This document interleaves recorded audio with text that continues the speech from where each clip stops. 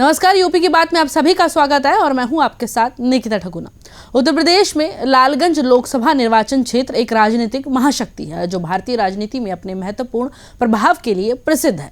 लालगंज एक विविध जनसांख्यिकी को दर्शाता है और उत्तर प्रदेश का एक महत्वपूर्ण निर्वाचन क्षेत्र बना हुआ है। अब 2024 में मतदाता अपने वोट की ताकत दिखाने के लिए और भी अधिक उत्साहित हैं। भारतीय जनता पार्टी से नीलम सोनकर और समाजवादी पार्टी से दरोगा सरोज यहां से प्रमुख उम्मीदवार हैं। देखिए रिपोर्ट।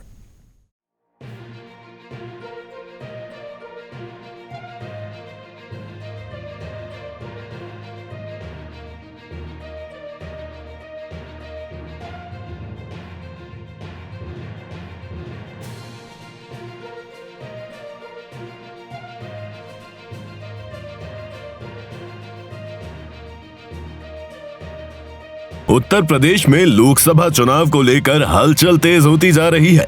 भारतीय जनता पार्टी इस बार यूपी में इतिहास रचने की कोशिश में है और उसकी योजना प्रदेश की 80 संसदीय सीटों में से 75 से अधिक सीटों पर जीत हासिल करने की है। पूर्वांचल क्षेत्र में पड़ने वाला आजमगढ़ जिला अनेक ऋषियों की पावन पुण्य धरती रही है। प्रदेश के पिछड़े जिलों में शुमार आजमगढ़ में 2 संसदीय सीटें आती हैं, जिसमें आजमगढ़ और लालगंज सीट आती है।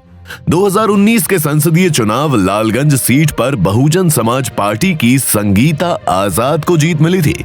लालगंज संसदीय सीट के तहत 5 विधानसभा सीटें आती हैं और ये सभी सीटें आजमगढ़ जिले में ही पड़ती हैं। यहाँ की विधानसभा सीटों में अतरौलिया, निजामाबाद, फूलपुर पवई, दीदारगंज और लालगंज सीटें शामिल हैं। लालगंज सीट अनुसूचित जाति के लिए रिजर्व है। लालगंज सिर्फ विधानसभा सीट ही नहीं बल्कि ये लोकसभा सीट भी है। खास बात यह है कि यहाँ की सभी 5 विधानसभा सीटों पर समाजवादी पार्टी को जीत मिली थी।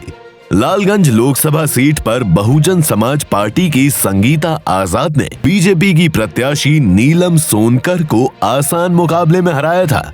बसपा और सपा की साझा प्रत्याशी संगीता आजाद को चुनाव में 5 लाख से अधिक वोट मिले तो नीलम सोनकर के खाते में 3 लाख के ऊपर वोट आए थे।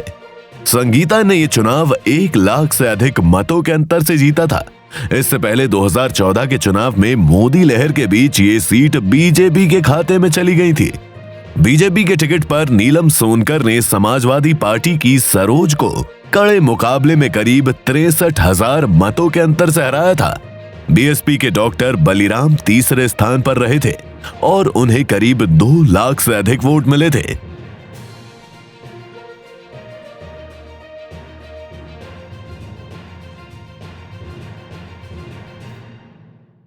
2019 के आम चुनाव में लालगंज में कड़ी टक्कर देखने को मिली थी। इस निर्वाचन क्षेत्र में साल 2019 में 54.48% मतदान हुआ। वहीं बसपा से उम्मीदवार संगीता आजाद ने 2019 के आम चुनाव में 5 लाख से अधिक वोट हासिल करते हुए जीत हासिल की थी। लेकिन इस बार 2024 में मुकाबला कड़ा होने जा रहा है। मेरे साथ यूपी की बात में इतना ही। देखते रहे यूपी की बात। धन्यवाद।